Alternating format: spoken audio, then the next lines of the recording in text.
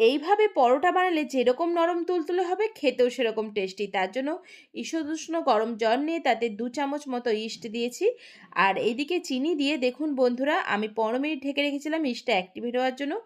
আটা নিয়েছি, আপনারা চাইলে আটা ময়দা মিক্সড করে নিতে পারেন কিংবা শুধু আটা দিয়েই বানাতে পারেন। পরিমাণ মতো নুন দিয়েছি আর রিফাইন অয়েল দিয়ে ভালো করে কিন্তু ইস্ট গুলে রাখা জলটা দিয়ে একদম নরম করে মেখে নিয়েছি ডোটা। এরপর উপরে একটু রিফাইন অয়েল দিয়ে ঢেকে রেখেছিলাম ঘন্টাখানেক। দেখুন কতটা সফট হয়েছে দেখেছেন বন্ধুরা। এরপর লেচি কেটে বেলে নিন। বেলে নেওয়ার সময় খেয়াল রাখতে হবে থিকনেসটা কিন্তু একটু মোটাই হবে, তবে কিন্তু খেতে ভালো লাগবে। দেখুন বন্ধুরা এরপর তাওয়ার মধ্যে দিয়ে দিচ্ছি, এপিড ওপিড হালকা করে সেঁকে নিয়ে একটু বাটার দিয়ে ভালো করে ভেজে নিন।